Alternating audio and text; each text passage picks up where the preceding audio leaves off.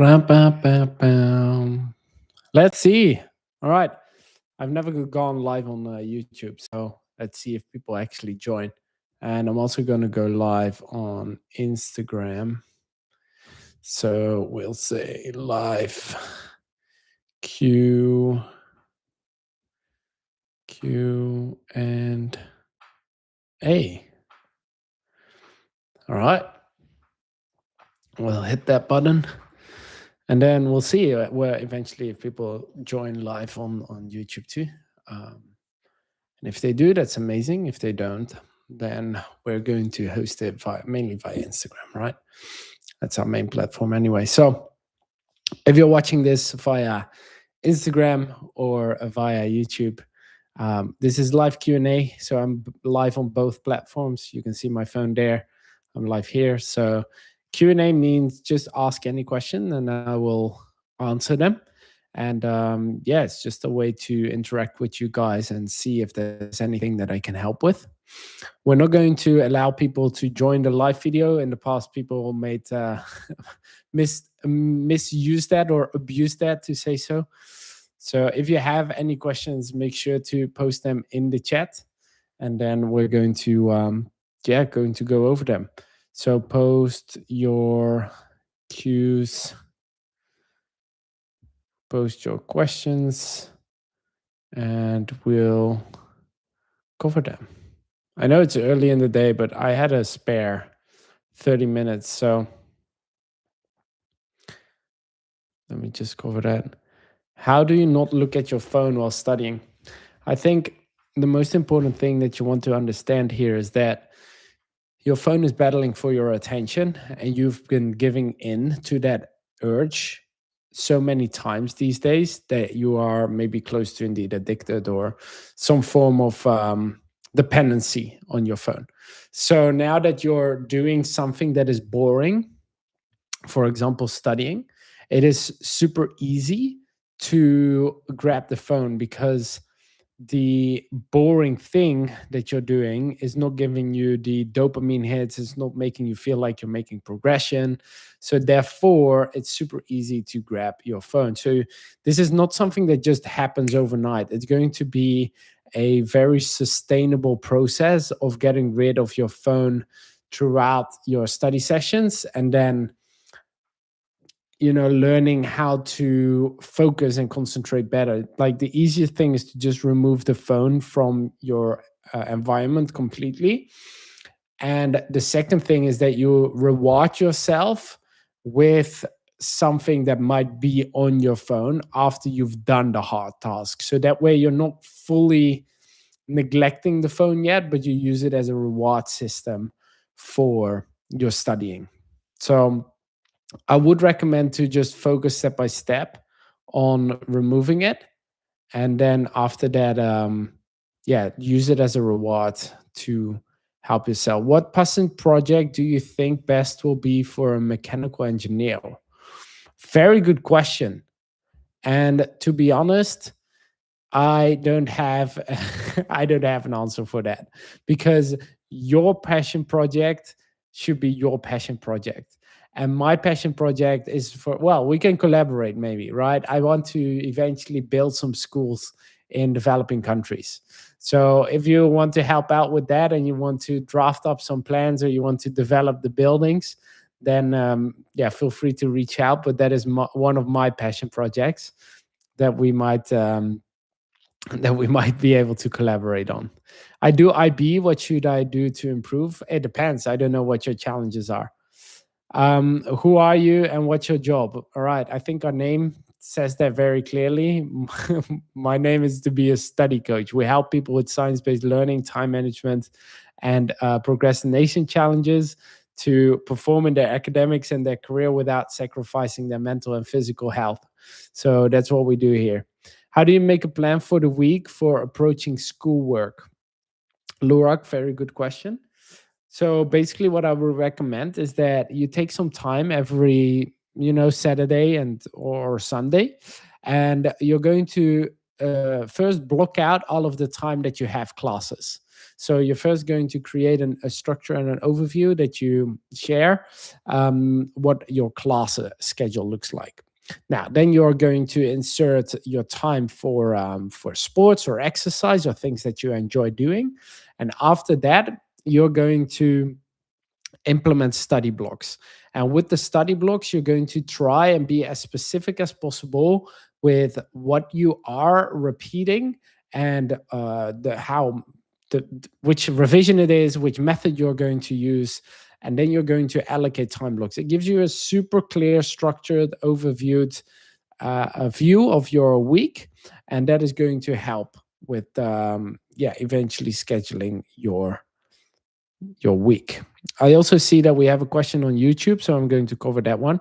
Overcome the fear of failure when it's stopping you from studying from future exams. I think this is also relevant for the people on Instagram. So the question is how to overcome the fear of failure when it's stopping you from studying for future exams. One thing that I want to share here is that your there's a situation. Okay, there's a situation, and this situation triggers a belief about yourself, and this belief about yourself is probably negative. It's like, oh, I can't do this exam because I failed in the past, I don't know how to approach it. And that thought alone is going to make us feel afraid, it's going to make us feel anxious and overwhelmed. Now, if our mind and our body feels overwhelmed and anxious then and stressed, it only wants to do one thing. So it's going to avoid. And then we get into procrastination. So usually a fear of failure is signaling to the mind and the brain that there's some kind of danger. And with that danger, we feel stressed, anxious, and overwhelmed, and we want to avoid. So this means that we're then going to procrastinate. And procrastination is definitely going to get you closer to the actual result that you're going to fail the exam, because procrastination means delaying learning, delaying taking action on something that would actually give you the results, but you're delaying that, and therefore chances are smaller that you actually pass the exam. So what you have to understand is that fear of failure is a normal biological initial response.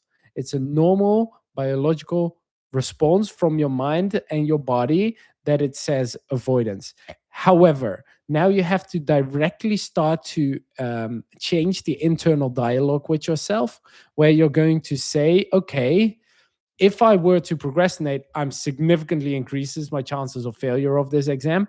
But if I were to start right now, I have more time to identify my knowledge gaps, to improve, and to actually increase my chances of learning. So we have to shift the fear, the negative thoughts, to indeed empowering thoughts, which means we have to talk to ourselves and say, okay, we have to improve, we have to change the way that we think. I am going to follow a proven system that, for example, we share on our YouTube videos. We're going to follow that proven system, and this is going to significantly increase the chances of me succeeding. Now, once you start taking action on this, usually taking that first action, that is going to be challenging. But once you start taking this kind of like small action, you start to feel more confident, and you start to feel a bit courageous. And when we feel confident and courageous, it's easier to continue taking the action. Plus, these actions of not procrastinating are going to get you closer to the actual result, which is passing the exam.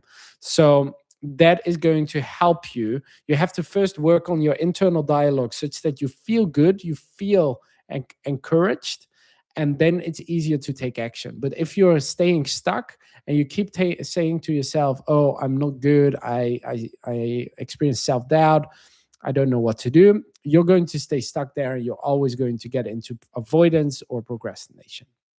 So this was for the person on YouTube. Give me a thumbs up or like a comment if that was useful for you. And then I'm going to move forward with some questions here on Instagram. Fastest way to active recall. Do it. Active recall. So when you read something or when you learn something, then you retrieve it. And that's it. Like that is active recall right now. I can ask you if I can ask you right now, can you recall what I just shared about procrastination and how fear leads to procrastination? If you can recall that, that's good. In your own words, write it down, and that is going to help you, recall information quickly. But one of the best things is talk or write. What advice do you have to someone repeating a class? Obviously, the methods used previously did not work. How do I find a method that works? First of all, I'm sorry to hear that you have to repeat a class. That's very unfortunate. But the good thing is, it is that not impossible, right? I had 6 retakes in my first year of academics, and indeed, my previous methods weren't working.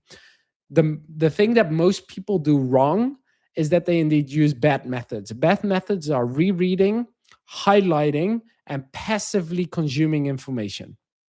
I'll repeat that. The most mistakes people make is rereading, highlighting, and passively reviewing material. So if you're doing any of those, you're probably getting bad results, which means that you have to indeed change your methods.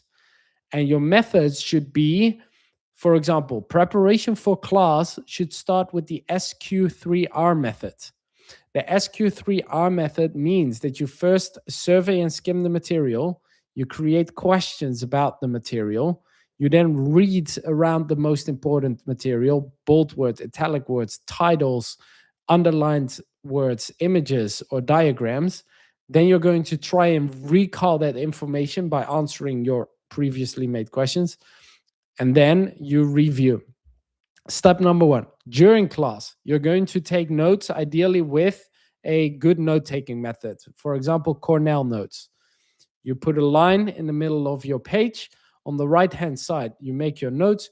On the left hand side, you eventually turn these notes into questions. And at the bottom, you create a summary. That's what you do during class. At the end of your class, or one on the same day, you're going to review your notes. You're going to see if you can answer your questions, and that is going to help you actively retrieve information.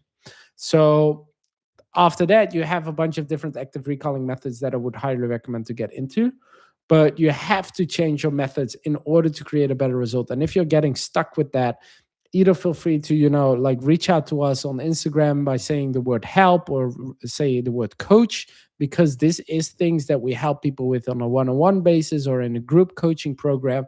So if you're really getting stuck with passing courses, don't hesitate to reach out to us. Oh, I do see that we have a bunch of additional comments. And I'm going to do one more from YouTube here. I'm going to switch them around. What is the root cause of perfectionism in my life in everything? It's probably that you think that others expect you to be perfect in everything, which is probably not true. You have most likely created an illusion that you need to do everything perfect, because otherwise people are going to see you as bad or a loser or not good, which is not true. All right, it's absolute BS. This is a belief that we have created for ourselves based on past experiences and indeed maybe judgment of people that we experienced.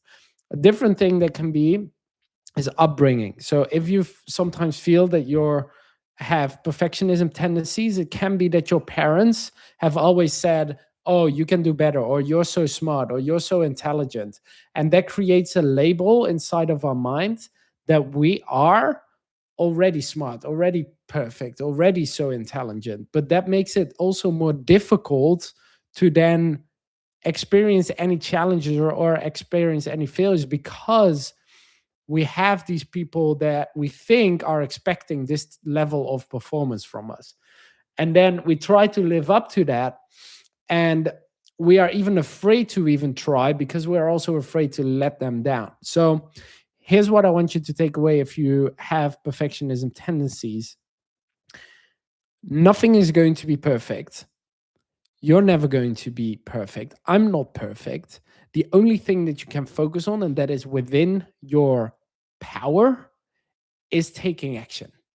and making small progress daily. That's the only thing that you have to do and that you have to aim for on a daily basis. So if you're getting stuck in a perfectionism loop, focus on what can I do today to get me closer to a better result tomorrow. So that's what I want you to do, right? I can study for exams, but I get so bad anxiety that I don't write the exam altogether. That is probably also because of now this past experience that you always study and then you get anxious for taking the exam and therefore you never take the exam. So every time that your situation is an exam, you're going to avoid it because you have always been experiencing anxiety around that.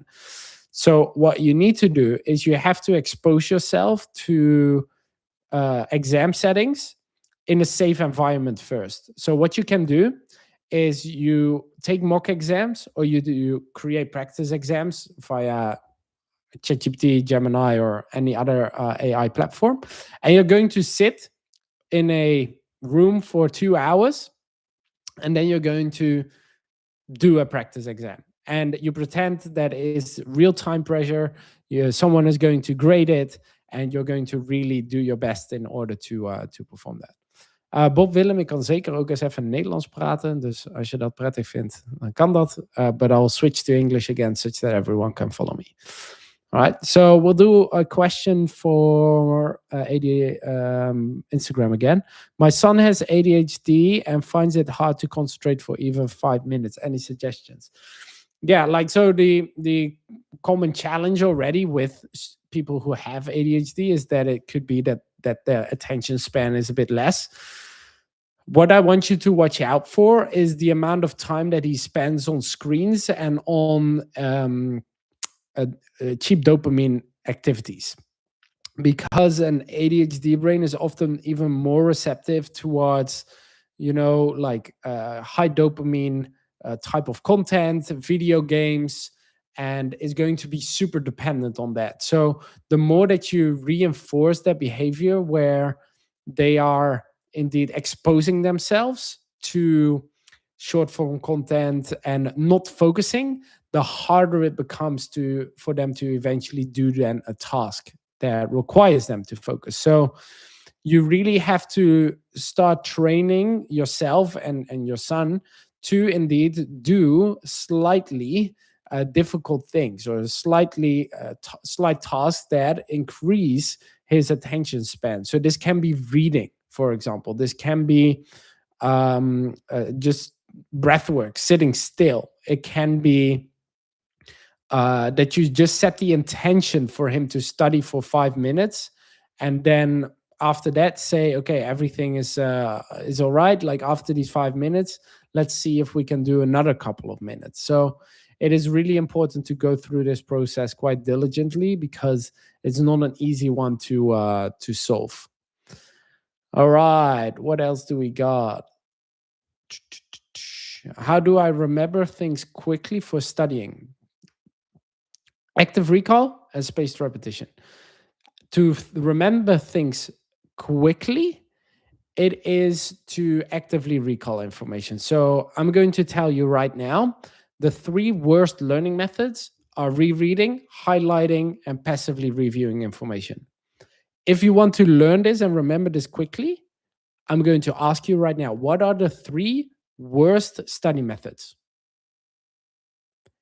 And repeat that in your mind. Rereading, highlighting, passively reviewing. So if you can retrieve and recall that information, you're remembering things faster.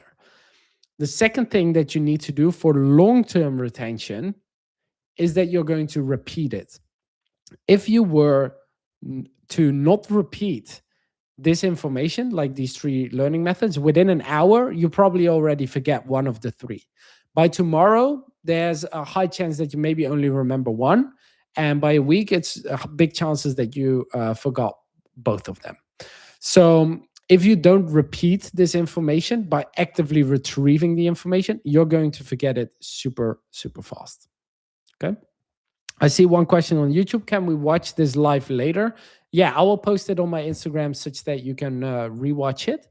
And how to actively study for practical solving questions. Actively solving practice questions is already active learning, so that is actually a very good way to get into studying and to study. All right, what else do we have? I couldn't come online for the past 2 months, and I'm going to write my board exam next month. Good luck with your board exam. How can we stay motivated all the time while studying? Don't expect to be motivated all the time during studying. I have so many days that even though that I'm doing something that I absolutely love, that I'm not always motivated to do the work that is needed. The difference is that I do it. And am I then super enthusiastic and I was like, yeah, yeah, yeah? No, no. Like there will be moments that things are difficult and there will be moments that I don't enjoy, but that is part of it. Okay. So don't expect yourself to be motivated for hours when you're studying, but also don't force yourself to study for 8, 9 hours straight, because that is never going to be sustainable. So if you feel that you can't really concentrate and you can't focus for a longer period of time, and therefore you might feel bored and then you feel not motivated, that is a different problem. Then the problem is that you are probably not taking enough breaks, you're not moving away from your desk, and therefore you're indeed struggling to keep going. So if that is the case, the solution is that you will start to take more breaks in between. And that means after 45 or 50 minutes, you take a 10-minute break. And after 2 hours or 2.5 hours, you take a 30-minute break. And a 30-minute break means just chilling, maybe walking around, making some snack, drinking some water, and then getting back into the studying.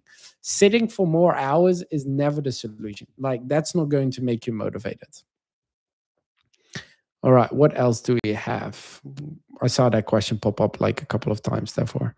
I'm really nervous about my board exam. Can you give me some motivation if you don't mind? Well, I just said that you shouldn't rely on motivation. So, the only thing that I want you to focus on is if you have board exams in a couple of months, to focus about what the intention is behind doing these board exams and what the possibilities are going to be for you after you completed them.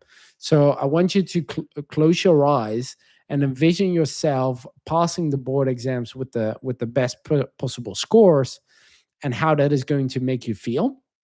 Probably full of excitement, full of joy. You're super proud of yourself. Mom and dad are happy, and you're extremely happy. So you see me start to smile, like I'm already envisioning that for you. Now, that is one thing, because then you feel good, and you have to start thinking about the actions that you need to take on a daily basis to get there. Okay. So think about the actions that you need to take in order to get to the result of passing these board exams. Okay.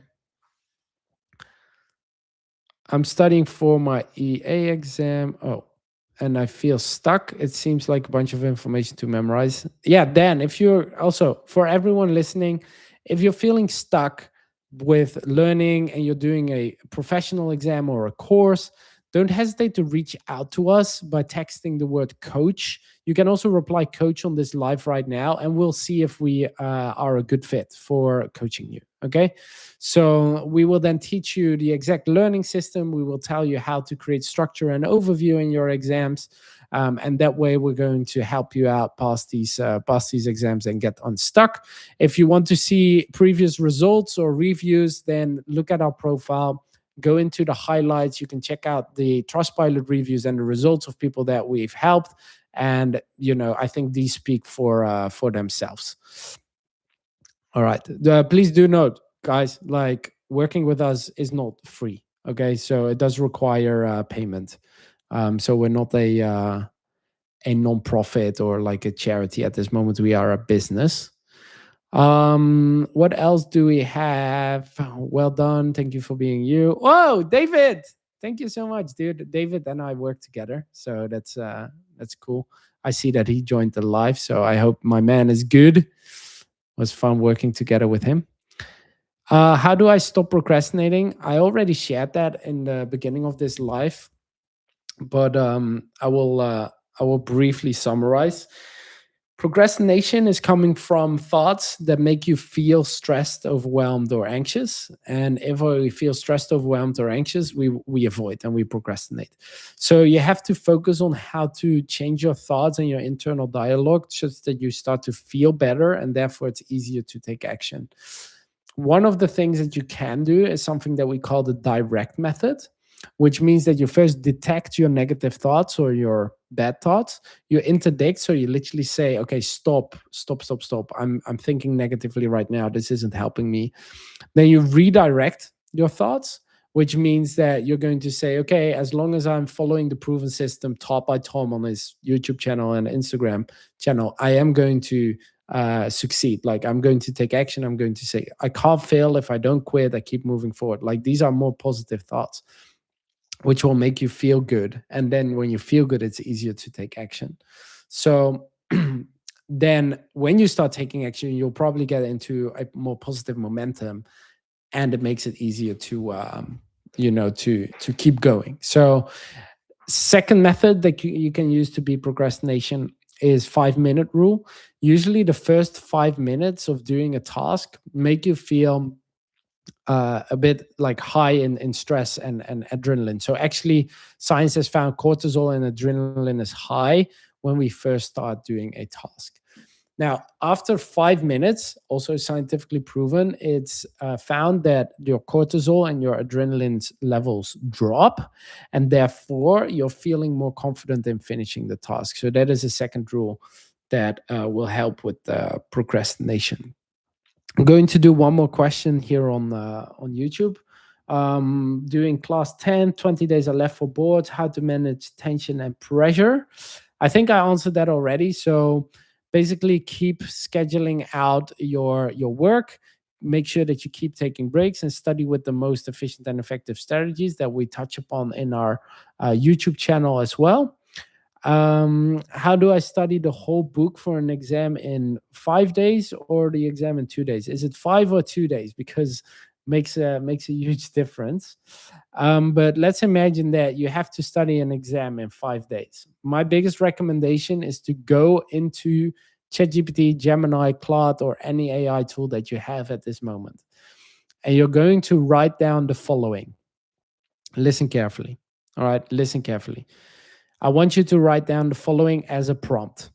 I'm taking an exam on topic XYZ, and I want you to create mock exam questions for me based on memorization, understanding, application, analyzing, and evaluating. Don't give me the answers yet. Make 20 questions, multiple choice questions, open ended questions, case study questions, and mix and match questions. Hit enter, and you will get a practice exam of 20 questions at different stages of learning with different methods of being tested, which keep the learning engaging, as well as you're moving up the ladder in terms of going from memorization to actually analyzing and evaluating knowledge. And if you keep doing this for 5 days, I'm actually pretty confident that you could do a really, really good job in your exams. This has been one of the biggest game changers that we have been applying in our coaching program. And people who actually follow this prompt and they study in this way, of course, we help them with everything. They score easily 90% and above on every single exam. And these are people in mechanical engineering, medicine, law, business, psychology, neuroscience, biochemistry, etc. Okay, so the prompt that I just shared with you will help you, crush exams in 5 days or maybe even less. I've seen this question pop up. I overthink while reading, worrying if I'll ever speak or write like this, and it stops me from focusing properly. Yeah, so if you overthink while reading, keep a pen and paper next to you and write down the thoughts that you have and why you feel negative about them. And also know that these negative thoughts are not going to lead you anywhere. Like, they're not true. They are bullshit, and they are definitely not going to get you to the result that you want, because you are capable of learning or speaking in a way as long as you take action and you practice. Okay, so if you are going to practice and put in effort and actually apply learning methods that we teach in our programs or on our calls or on our YouTube, you will see improvements. All right, there's no way, there's no possibility that if you follow the proven study systems that we share, for example, on our YouTube channel, or the prompt that I just shared, that you're not going to see improvements. Like, you would have to do a really good job at not implementing what I teach. Like, that is a way you might fail. And then as soon as you start seeing improvements, you will also start to feel more confident about yourself. And once you start to feel more confident about yourself, guess what's going to happen? You want to continue, because you think, whoa, see, actually, I can do this. And when you can actually show yourself that you can do it, you're going to be so open to many more possibilities in life. And that's going to be a truly amazing. So don't it's not true that you're never going to reach it. I can tell you right now, it's only true if you keep believing that, and if you start taking the actual action that will make you progress. You will succeed. You are going to develop the skills, because your brain has one beautiful thing called neuroplasticity, which means that it can physically change and you can learn new things. And that's also why I'm here, right? So I was a huge failure in my school, like in my first year of my uni, at my last year of high school, because I just never learned how to learn.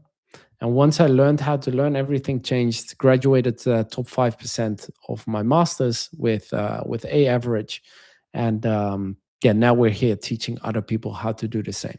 So just imagine how much self doubt and stress and um, uncertainty I had in that first year when I failed 6 exams, and how confident I feel right now after helping over 200 people getting like A plus, 90% plus on literally almost every single exam. Um, yeah, it's weird. And we have a really good mention here on YouTube. Someone says, I think that the problem with schools is that they teach you information, but they never teach you actually how to learn. I agree. A lot of people spend around 13,000 hours at school between the age of 5 and 22, and they never teach you about the science of learning, about how to learn the material, about how to organize the material, so with good time management skills, and definitely not how to deal with stress, pressure, feeling overwhelmed, and things like that, which are fundamental skills in life, because you're going to experience this in a job, you're going to experience this in personal development, in training, and stuff like that. So I highly agree. So I'm also going to go to your second question. I'm in A levels right now, but I have ADHD, and it really affects me negatively in my studies. And it's really hard to sit for long periods of time. What can I do to help myself, or what would you recommend? My first recommendation is that you, instead of giving yourself a fixed time to study, so let's say, don't aim for 25 minutes, but say, for example, my intention my intention for today is to study an hour, and you're just going to press start on a stopwatch when you are going to start studying. And if your focus drops after 10 or 15 minutes, you're going to stop the stopwatch. Now you know that you have 45 minutes left throughout the day to study with focus. So you can do something else. You can pet your dog, go for a walk, or do something different. Then you need to have some reminder for yourself, like a pattern interruption, which means that you might set some reminders or some alarms throughout the day when you have free moments, and that you call them check and study question mark. Now, if that timer goes off, you have a interruption of your routine, and you see, oh, can I study right now? And if you feel like, hey, I can focus again, you're going to sit down, start the timer, and it starts to knock down. And maybe this time you can sit for 30 minutes because you have new energy, you have just had a nice snack or something like that. And then you're going to study for 30 minutes. Now you only have 15 more minutes left, and you think, oh, actually, maybe I can knock out these additional 15 minutes now as well. So you might then even find yourself completing the full study task because you're in that momentum. That is one method that can help with students who have ADHD. Another method could be that you indeed break tasks up into very small pieces. So indeed 20 minutes, 20 minutes, 20 minutes. And after the 20 minutes, do yourself a favor. Do not grab your phone.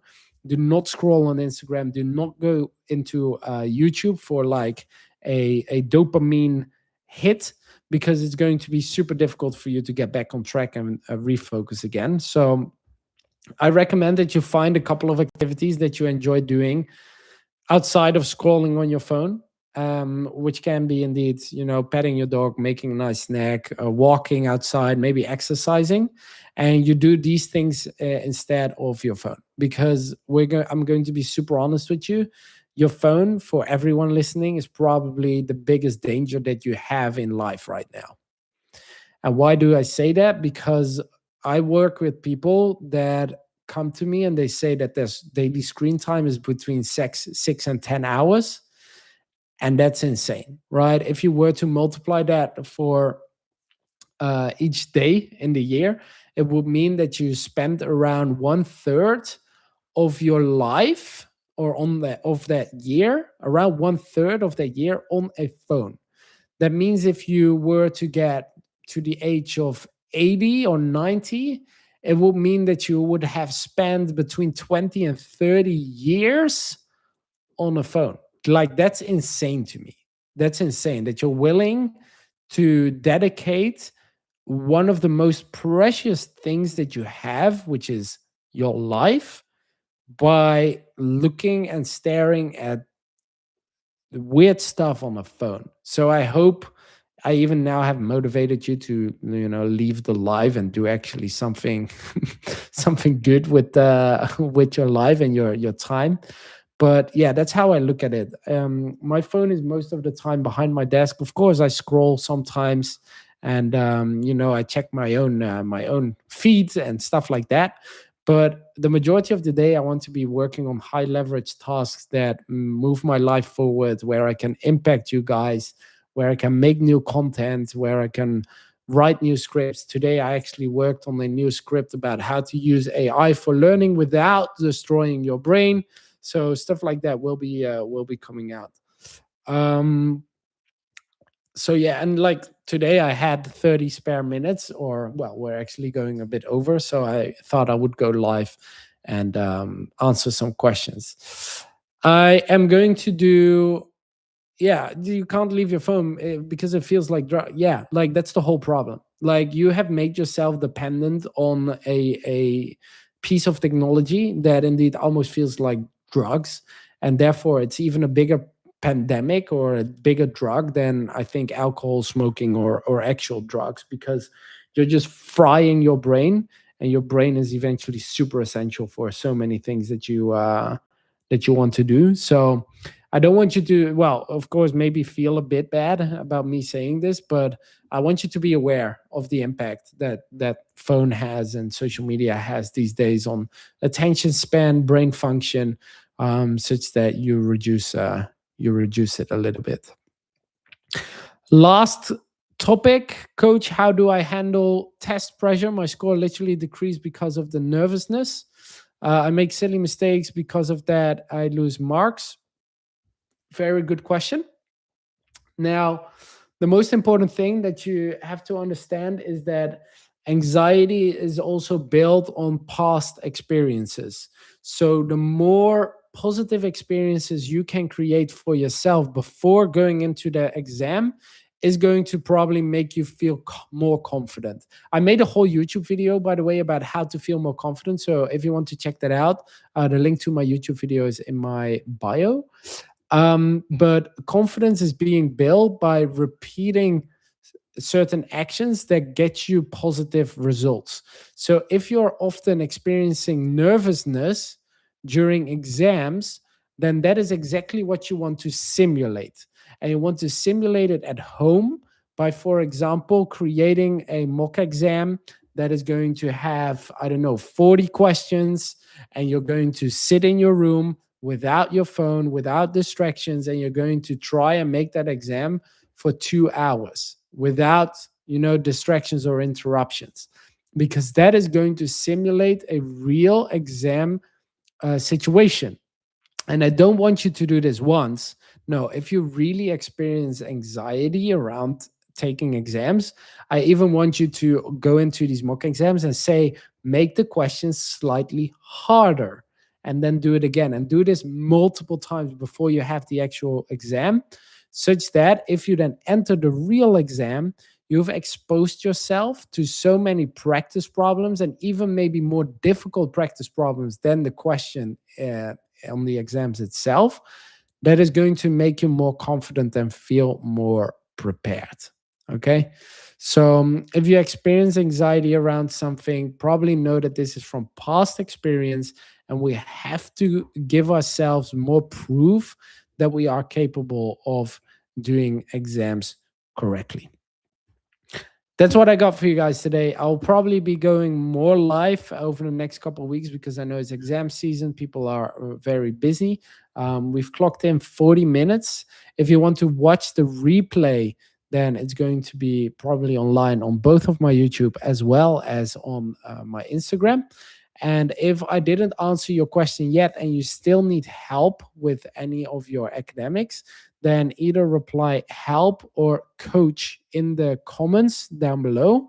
And we can either direct you to resources that we have, or we can work together with you in a one-on-one coaching setting where we can help you with your challenges. So if your question wasn't answered and you still want to get help, answer or reply with coach or help, such that we can see if we can help you move forward.